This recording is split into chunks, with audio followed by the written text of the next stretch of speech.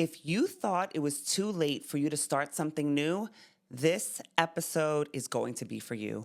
We have a special guest in the studio, and I am so excited to hear about his journey and his road to success.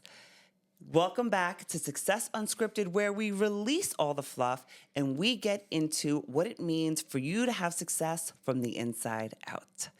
Welcome, welcome. What are we calling you? The Don, the Cake Don? What are we calling you? You could call me whatever you want. It's your show. You could call me Don, the Cake Don, whatever you want. If you say Donald, I'll know you know my mother because she'll be the only one that says Donald. Or I'll be mad at you. Donald, don't you dare. Yeah, that's about it. But you could, whatever you want to call me, Jess. Well, thank you so much for being here. I am so excited because I'm so inspired by your story and all of the success that you've had. So why don't you give us a brief overview of who you are and what you do right now? I'll give you the quick Cliff Notes version.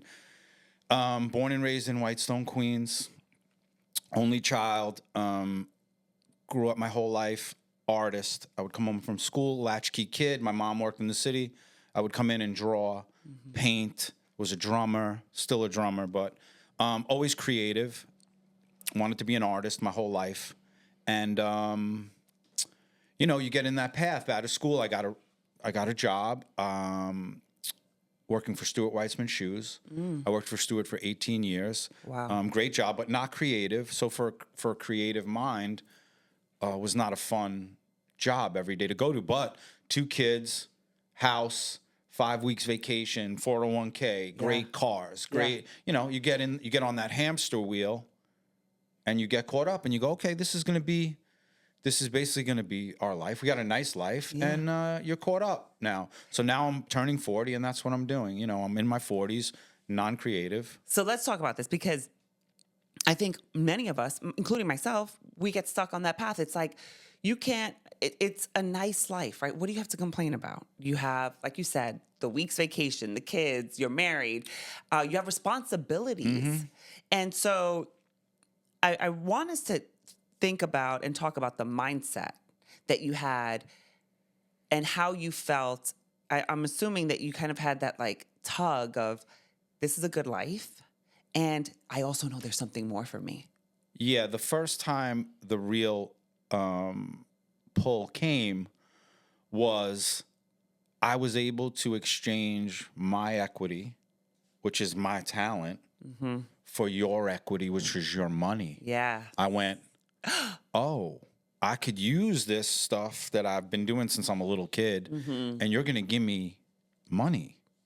And the first few times. How did that happen? How did the first time it happened, how did that happen? So when my kids were little, I had a nanny who raised my kids. She would be with my kids. Me and my wife were at work. Her name is Meredith. When my kids got older, she stayed part of our family. She's one of our closest friends. She's like our family. She was the cake person if you needed a cake, you would call her for a cake. She would make these cute little cakes. She made my kids' birthday cakes every year. And her knowing my artistic ability, she had a cake she had to make, and she knew she couldn't do it. She called me and said, can you help me with this cake? It's a King Tut cake. And she's like, you'll be good at it. You paint and you sculpt. And I'm like, I don't even know what you're talking about. I had never touched cake. How old are you at this point? I'm 41 now. You're 41 at this point. Okay. 41 years old. I'm in my kitchen with my kids. You have your corporate career? Yeah, I'm chugging along. Yeah. But we're doing fine, And she says, can you help me with this cake? And I go, okay, bring this stuff to my house. And she brings the stuff to my house. We make this King Tut cake. And it came out amazing. Do you still have a picture of it? Yeah, so that you can splice the picture in right now in the video. You could show the cake. It was a great cake. I took a picture of it, and I did nothing with the picture. So just think to yourself, this is 2010.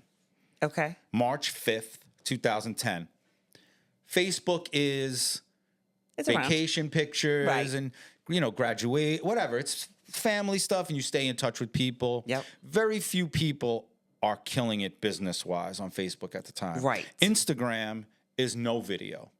Correct. Picture, description, right. No reels, no. So we're talking about nobody's really utilizing it to the fullest.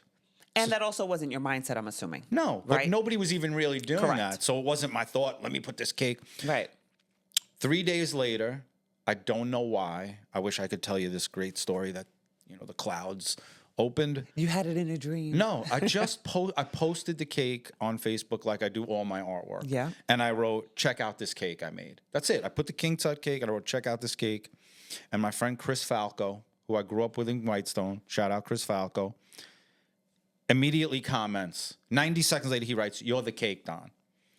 Instantly. And I laughed. I'm like, ha, ha, ha, can I use that? Nothing. I didn't think of anything. And that day, 2 people contacted me for cakes. To make them a cake. On Facebook inbox. And I went, huh. Okay, so let's talk about this, because what did you think success was for you prior to this moment, prior to you doing this, right? And from what I'm hearing you say is you had your corporate career, you had your work life, you guys went on vacation, whatever.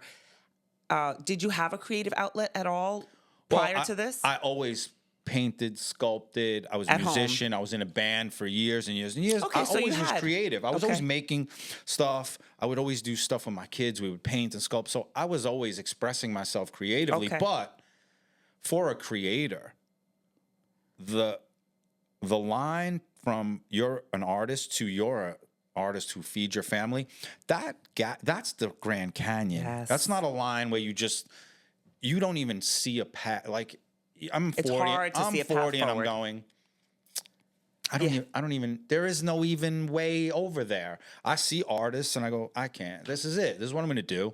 I'm going to work.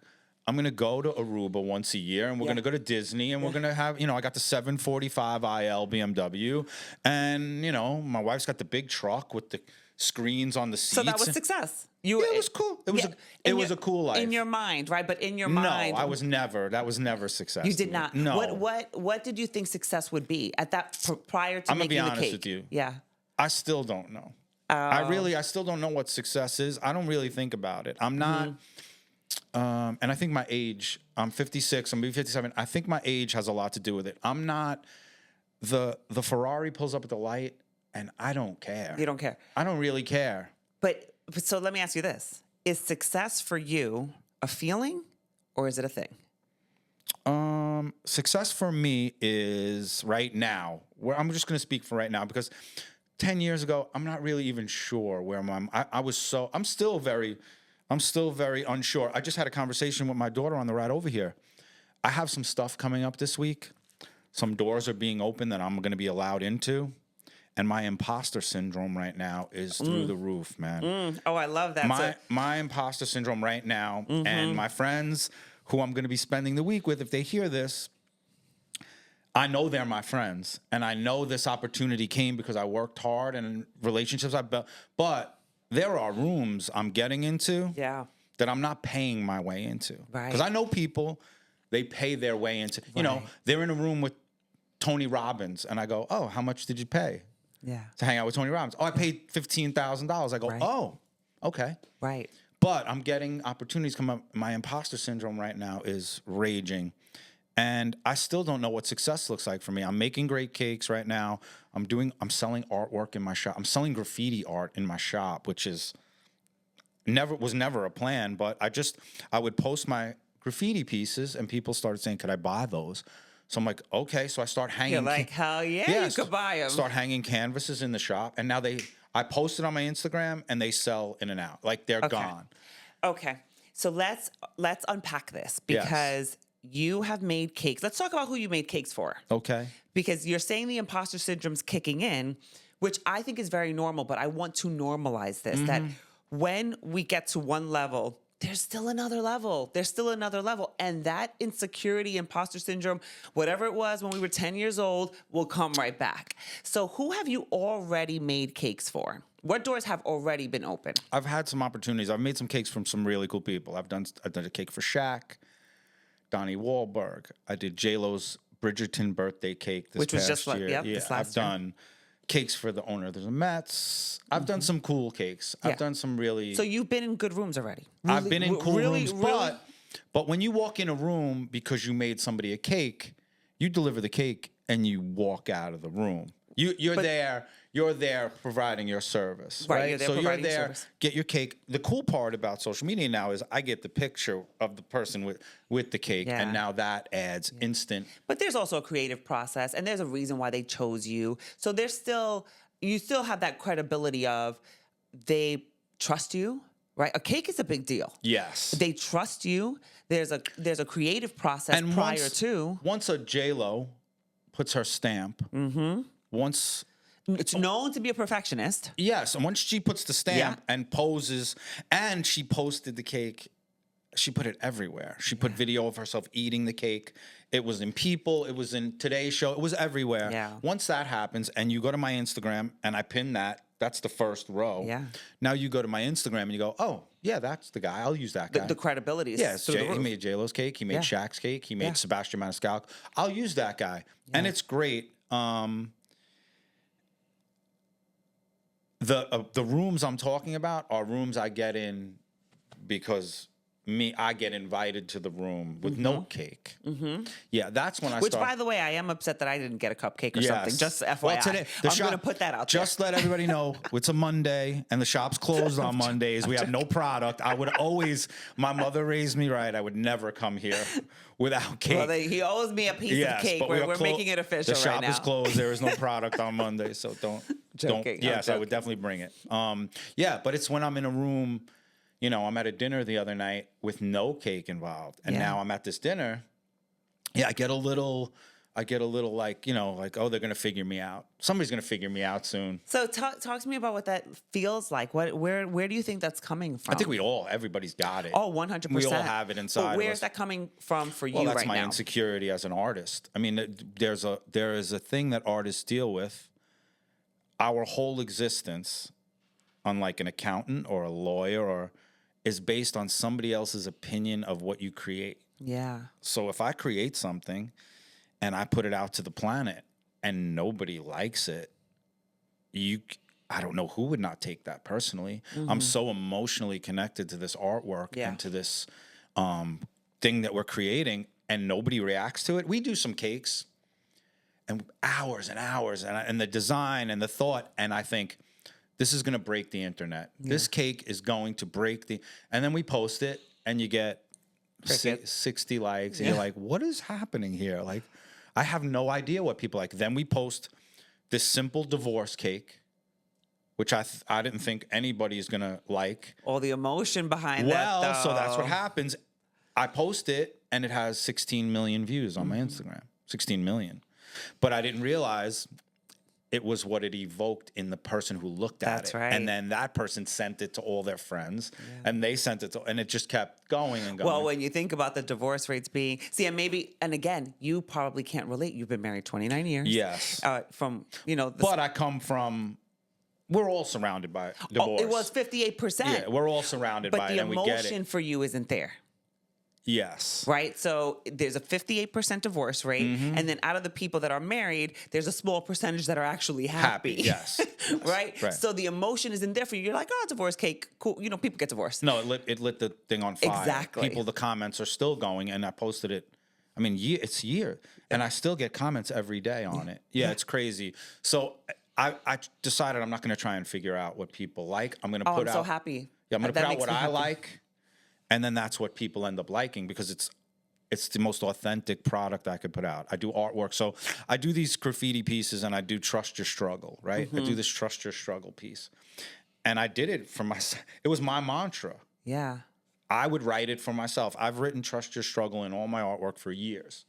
I made one big Trust Your Struggle piece and I posted it and people responded to it. Now I just I make it, I post it, and people buy it because your Trust Your Struggle and my Trust Your Struggle is not the same story, but it's the same. So Whatever your struggle is the same as mine. Let's talk about that. Yeah. Let's talk about that because I think people will think, or people do think sometimes, like they see you in this era, they see you in this moment, and they're like, I mean, like, what's the problem? Here's the difference. I get on my social media. I'll get on my Instagram story, and I talk about today is not okay. I don't feel good, and I'm not doing good, and this is kicking the And shit out even of me. with you saying that, there will still be people that say, well, yeah, what is he talking about? Yes. So I want us to normalize the fact that, okay, that you made cakes for all of these people, there's still some imposter syndrome there, right? There's still a struggle. And so where does that come from? And how has that trust your struggle evolved over time? Yeah, I don't identify as my job. Like I'm not. People say, they walk in my shop and they're like, "Look at this plate," and I go, "I don't even think we got started yet." I so identify with being a dad with my 2 kids. My level of anxiety daily will go up and down based on how they're doing. I'm so dialed into them, my family.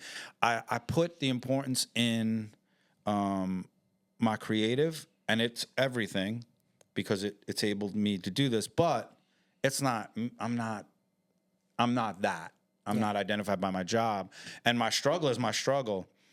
I was on. I've said it a couple of times before, and people have responded to it. I carried these bags around for years and years. I carried the childhood trauma around for years, right? And it allowed me to be stuck all through my adulthood. Allowed me to be stuck.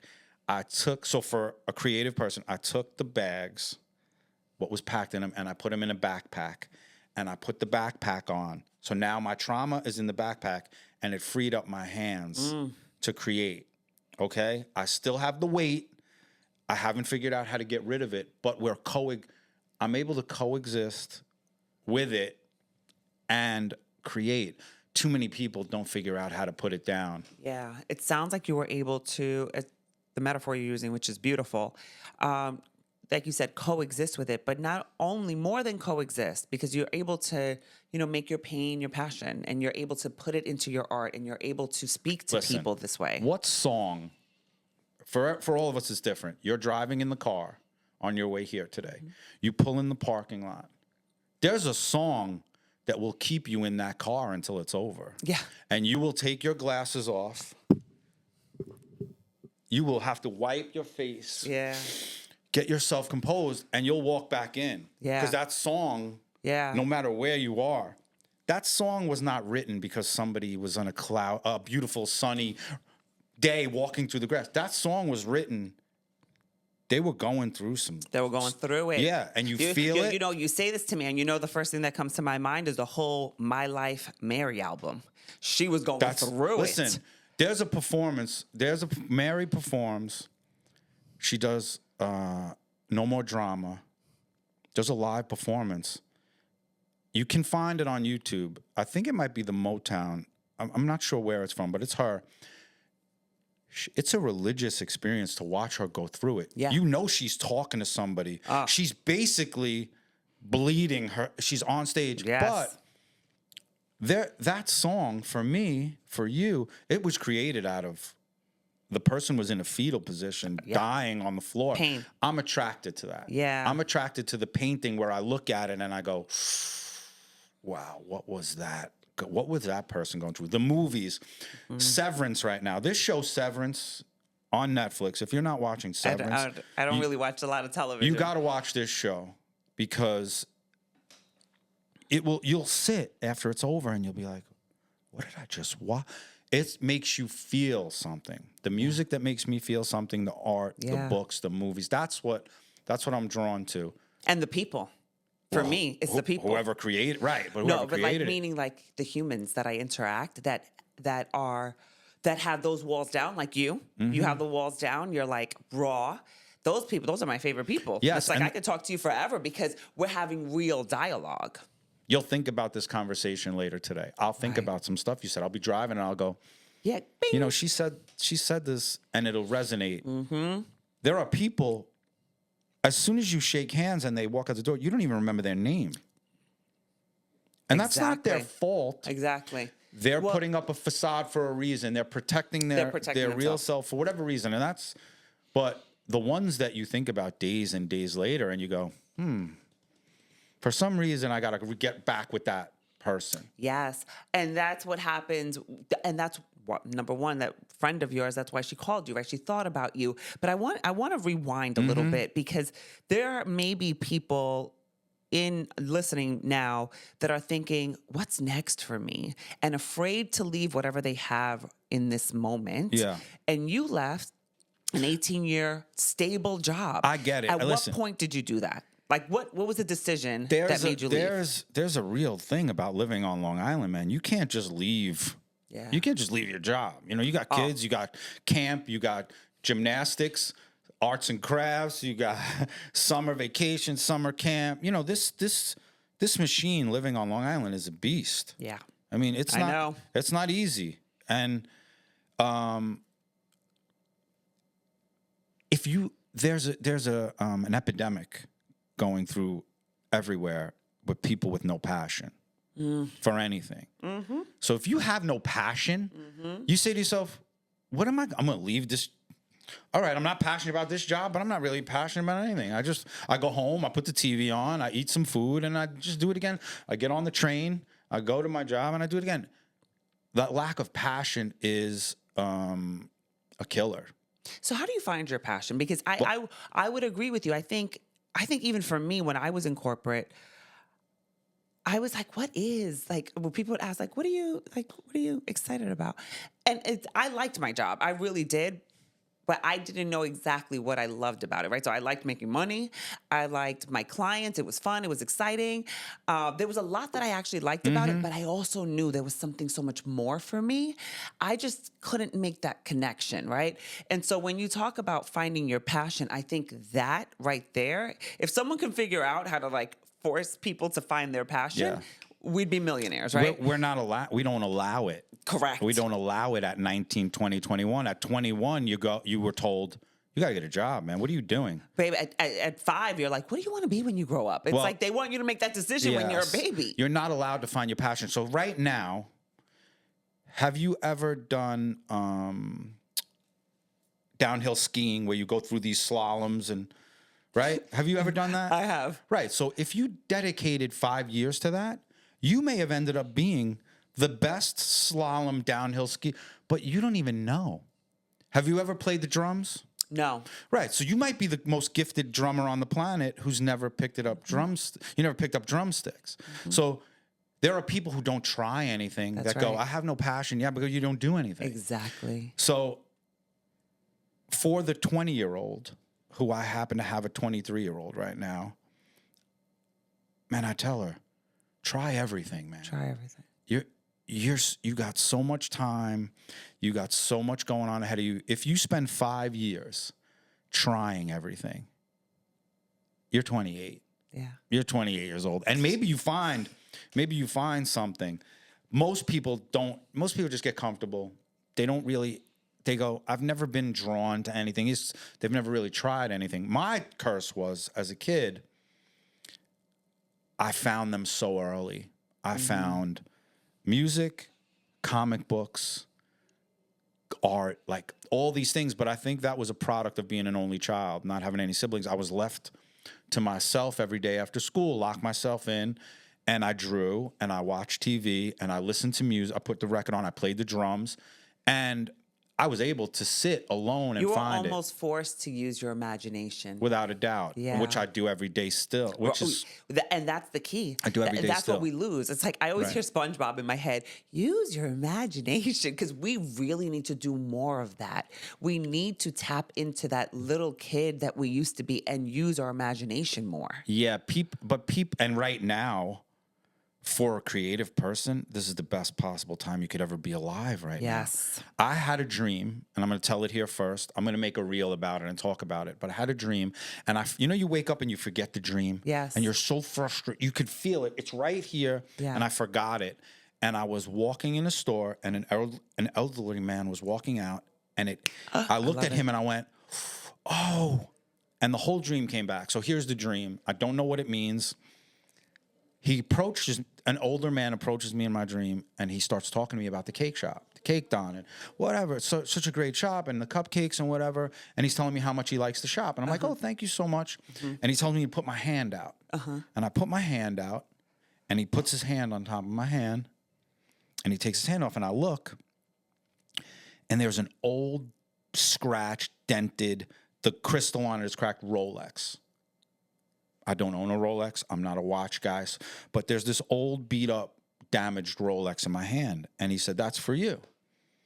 And I said, wow, thank you so much. I said, I'll get it I'll take it to the jeweler. I'll get it all fixed up. And he said, if you fix that watch, you can't keep it. You have to keep that watch the way it is. And the dream ended. And I've thought about, that's like a week and a half ago, and I've thought about that dream every day. And I don't know what it meant, but I don't know if I'm the Rolex, which the thing's so valuable, but it's a little dented and it's a little cracked and it's a little scratched and a little scuffed up, or it means something else, or whatever it meant. I'll have dreams. How many people could have a dream about something and then go to work the next day, make it, and 2 hours later post it? Like, That's what you made the I've clock. had dreams about a cake, and I wake up and we go to work, and I tell everybody we have to make this cake. So now this dream I had 4 hours ago is actually 12 hours later. It's on my Instagram. This is, you can make your own. You could create your own thing, man. 20 years ago, that didn't exist. Yeah. I would have a dream and I'd say, I'm going to make, and you'd sketch it, you'd draw it, make a prototype, take it to somebody.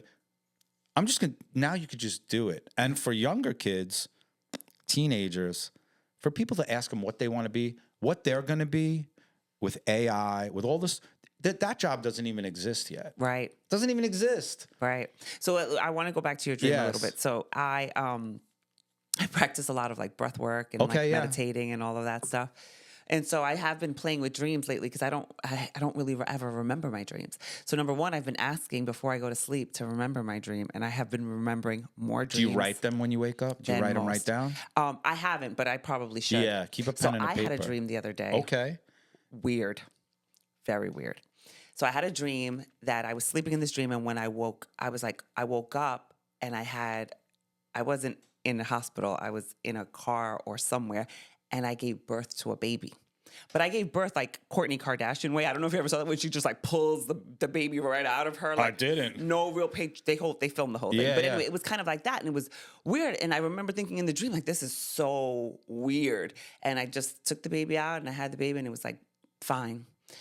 Why do I see an Instagram reel 2 days later where the woman had the baby in the car just like that? I mean, she was like uncomfortable, but no pain, no screaming, no nothing. She pulls the baby out, and then they're driving. Did you go right on Google and see what that dream means? So I did. Yes. So I did. And it said that it was like birthing of a new project, that it was going to be easy and flowy and not, right? So I'm like, oh, this is beautiful. Yeah. So my point is, what you could also do is before you go to sleep, ask them for the meaning of the dream. And it will come to you. I believe God sends us messages in dreams. You're not the only person that says, that something came to you in a dream, and they developed. One of my clients, they got a business idea of a dream and lasted for 10 years, made millions of dollars. And so I believe that we can pay more attention to our dreams. If you talk to the greatest songwriters in the world, they will tell you the song was written in like 4 minutes. That's right. It came to them. Exactly. If you're arrogant enough to think, if I'm arrogant enough to think, or anybody is, that I am responsible for all these opportunities I'm getting. I mean, okay, you could be that guy. I am not that guy. I'm involved. I'm the vessel, the vehicle that's carrying out this stuff. But these things, this opportunity is coming to me. These things are coming to me. I daily look to the sky and go, Yes. Thank you. I'm listening. Whoever. Well, that's what it is. You are responsible because of that part. Because they will come to you. You don't have to necessarily listen. There's still free will. Of course. Right? And there's still an ability for you to either believe or not believe in you. But there's an arrogance to people who get the messages on a daily basis and ignore the messages. True. There is an True. arrogance True. for the True. person to go, I know better than you. That's right. That's the right. message is being sent. If I don't listen, if I do this trust your struggle piece, and every time I do it, an hour later it sells, and I go, you know what? I don't think I should. Well, the universe is telling me your help. So just think, I paint Trust Your Struggle, right? I do this big graffiti piece, and in it, I put all my mantras. Fear is a liar.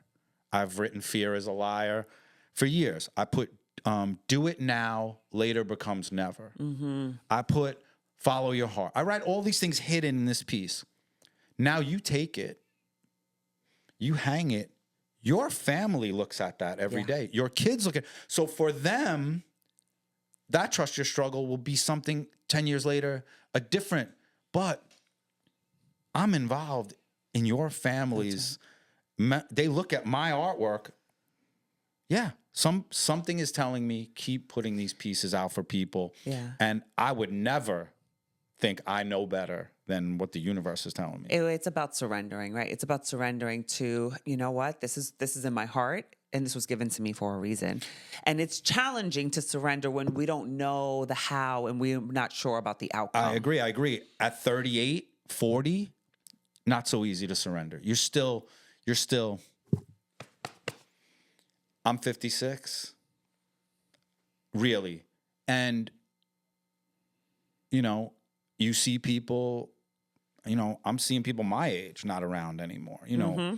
Well, talk to me about what being 56 has taught you, because, you know, we've all been young, and we've heard that like the youth is wasted on the young. On the young, yeah. And of course, as we get older, and I think especially like our generation, where it's like, you do not look 56, right? Thank you. I'm about to be 50. I get that. I don't look my age all the time. And I don't think that we thought that we would even look or feel like this at this age, because it's like, I don't even know what. Well, when we were young, Yeah. 56 looked like 86. Yes. You know, you think about your The Golden Girls. You think about your 56-year-old uncles, like when you were a little kid. Yeah. They looked 80, like, but they were smoking in the car with the windows up, and they would drink. You know, nobody took care of themselves. But I don't even know what 50.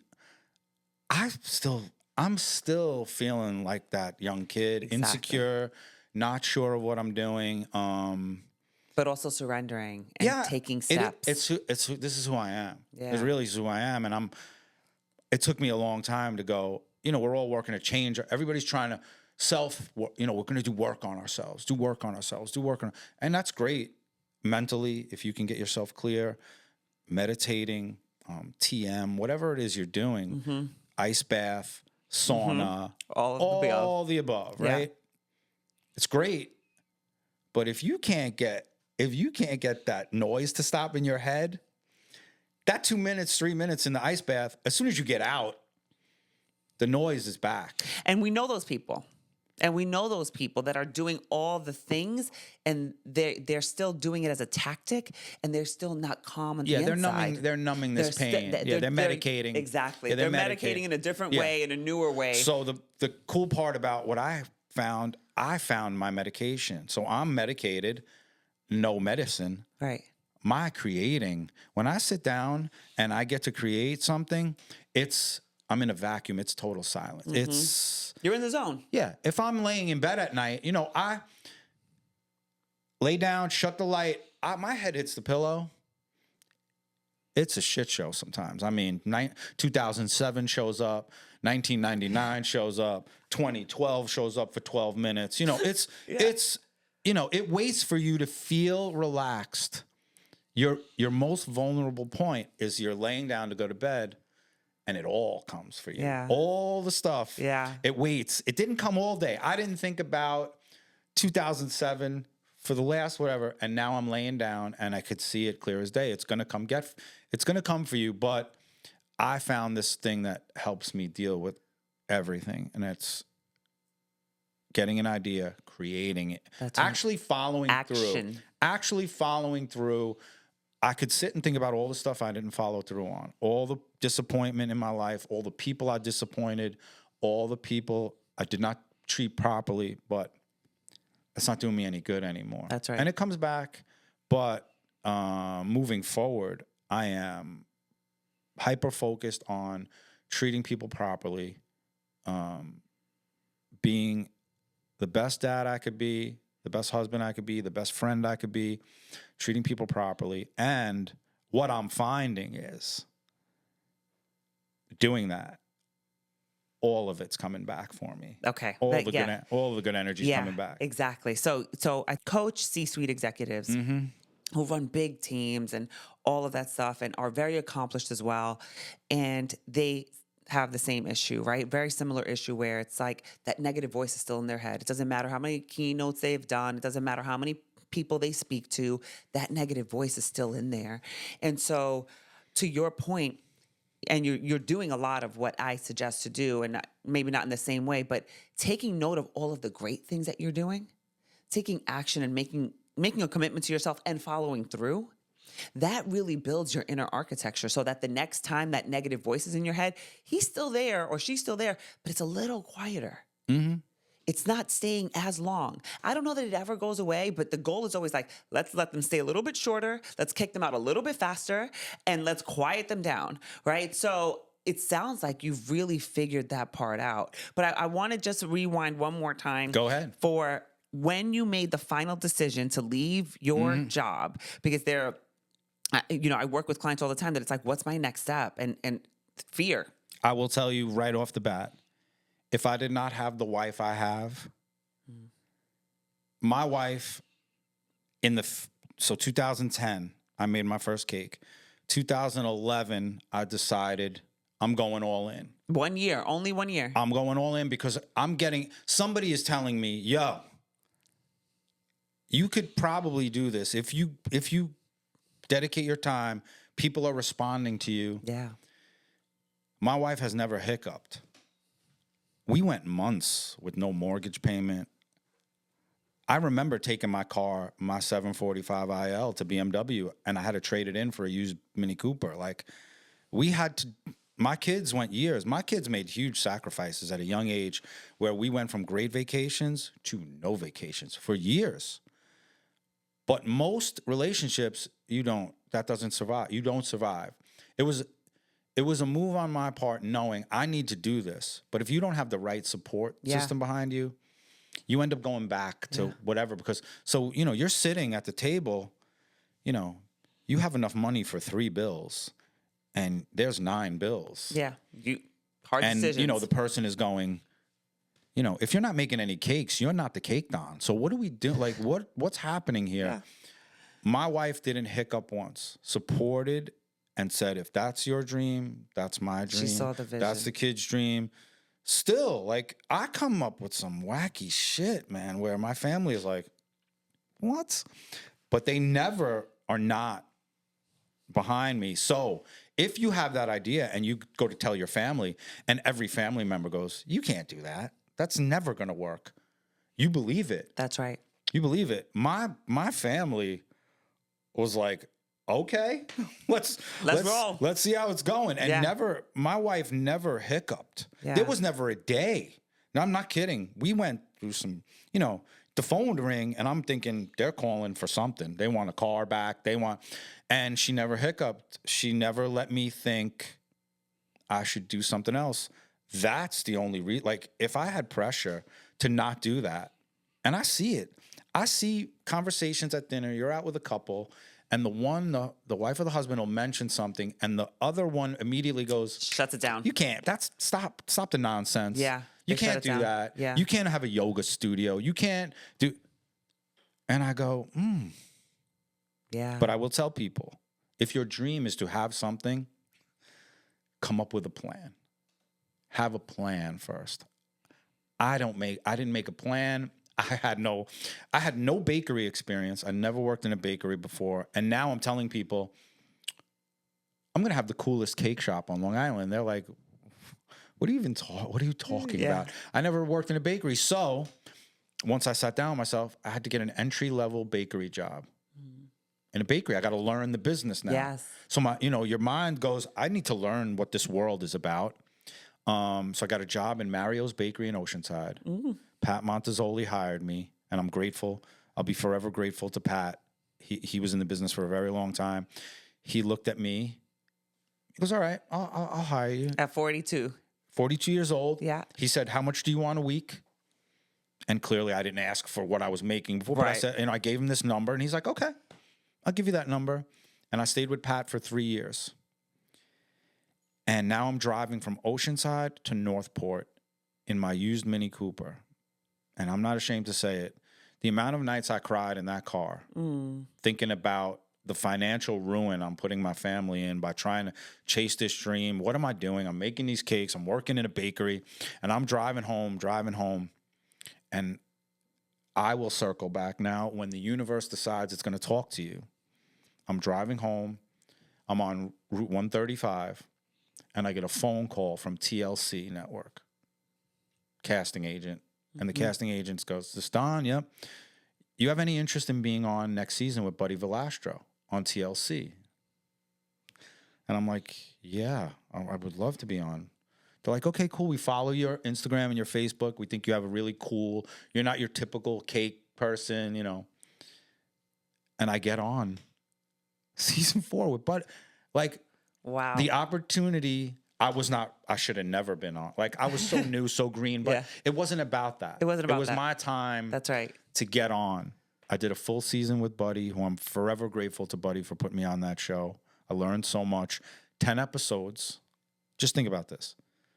10 episodes, an hour a week. 1 hour for 10 weeks on TLC.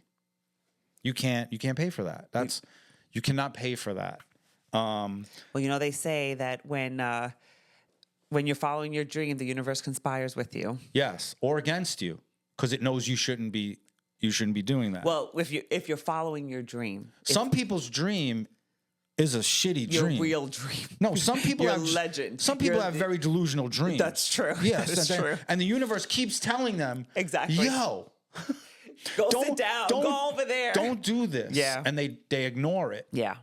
You should pay attention to what the universe is telling you. It is telling you exactly what you should be doing every That's day. exactly right. If you don't feel good doing what you're doing, if those fluorescent lights are wearing you out, if that headset is wearing you out, you know it. Yep. You know that 6:55 standing on the platform for the train to go, you know it's wearing you out. Yeah. Well, how much is it Exactly. worth to you, though? How much is it worth? How much is it worth? How much more is that going to give you monetarily than you could create? And now with Instagram, TikTok, Facebook, you could create some things There's on your lots own. of opportunity, Yes. more opportunity than we've ever had ever. Yeah. And so to your point, if you're going to that job and you're miserable, then you have to figure out within yourself what your next move is. Because to your point, we're being told all of the time, we're just not listening. But it comes with our age. It also comes with our age. How many times do you talk to your kid and you can see they're looking right through you, man? You're giving them gold. You're giving them life experience. You're telling them to their face. Don't get me started, And please. they're looking at you. Don't get me started because I'm like, babe, people pay me to Yeah, talk to them. they don't care.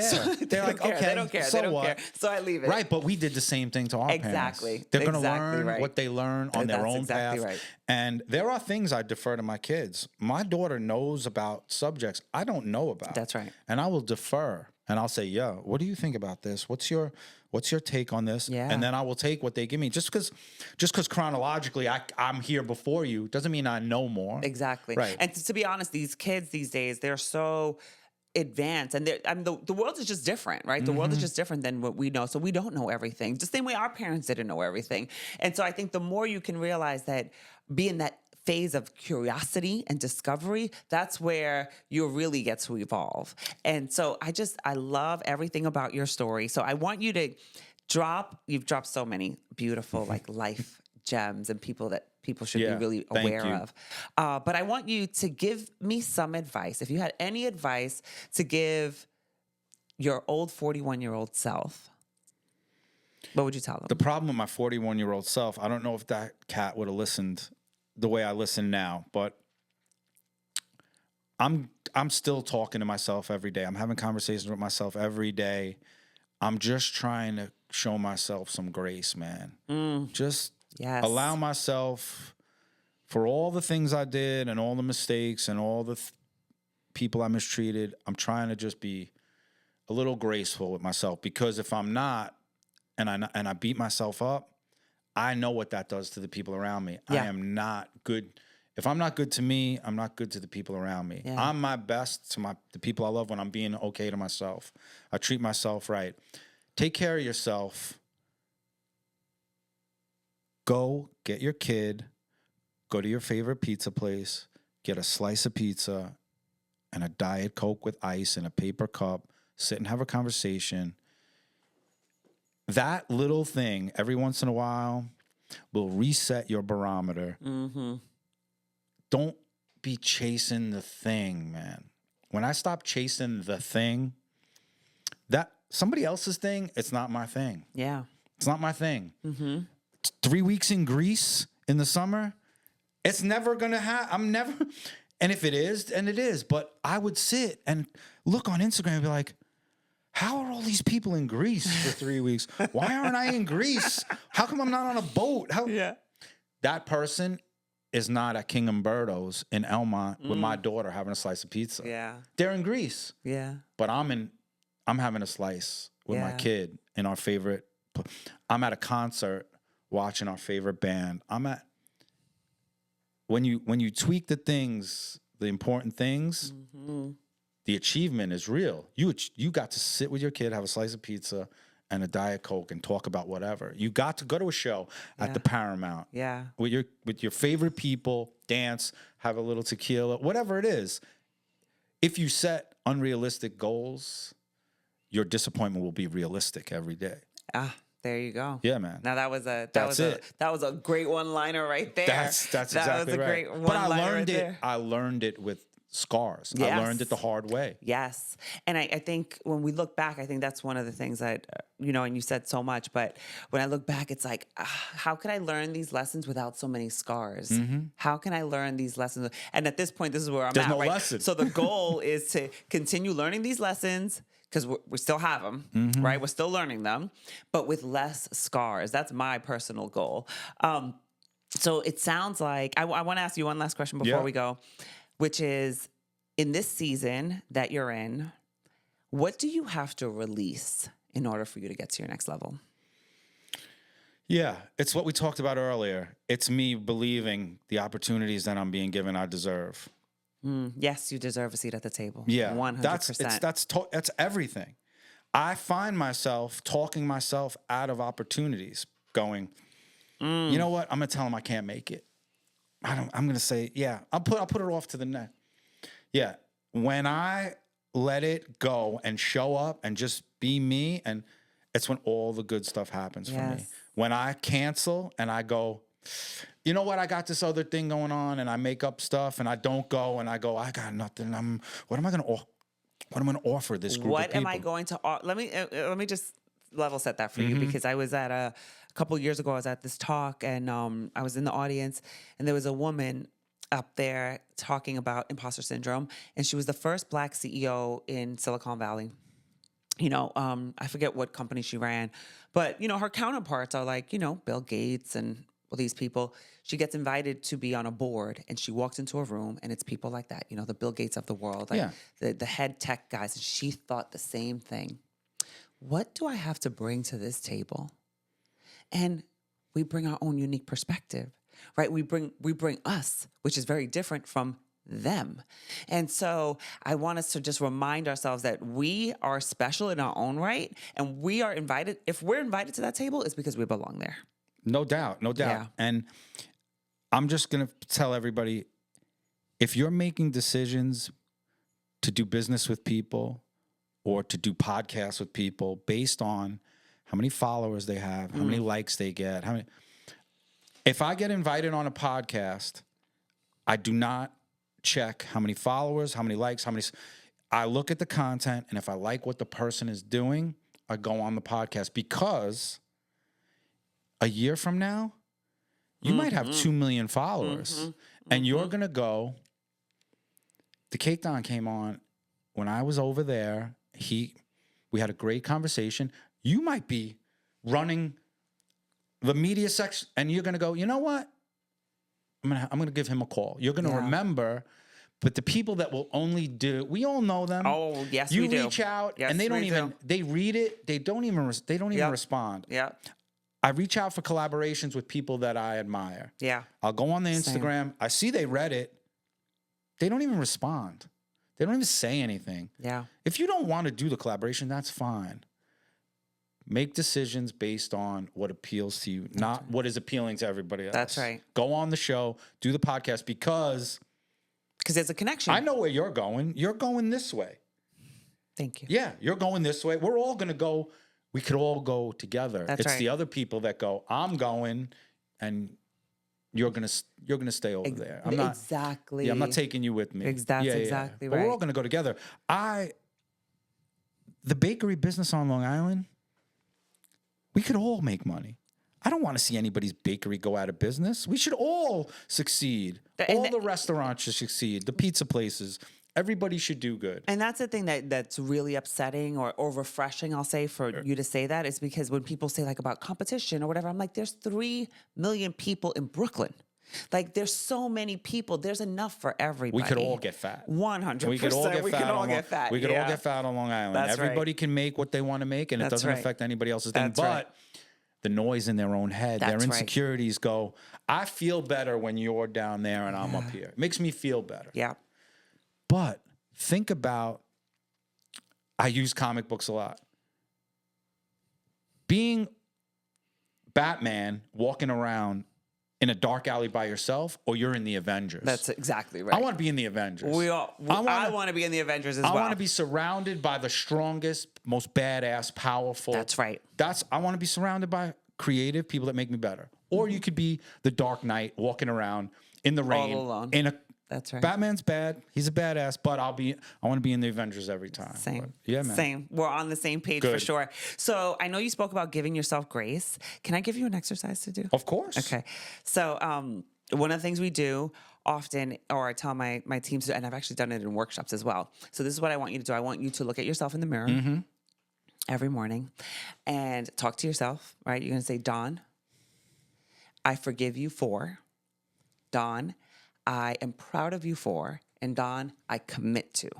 Every day, and make it different every single day for the next 30 days in order to give yourself grace and remind yourself of all the great things you're doing. I will try my best. Okay. I will follow up with you and I'll let you know. Definitely. I will Keep let me you know posted. how that went. But Keep me I posted. appreciate all of it. I appreciate you having me here. Oh my God. Thank you so much. Thank you for sharing. Thank you for sharing your story with us, for sharing all of the gems, all of the lessons, all of the things that you learned. And we are so excited to see where you are going to next and hear more about these rooms that you're being put in. Yeah, let's see. Yeah. Yes. Thank you so much. Thank you for hanging out with us here on Success Unscripted. If you enjoyed this podcast, if you got any gems out of it, please let us know. DM us, and also follow along with The Cake Dawn everywhere. And let us know what you thought about this episode. Share it with someone, and we'll talk soon. Take care.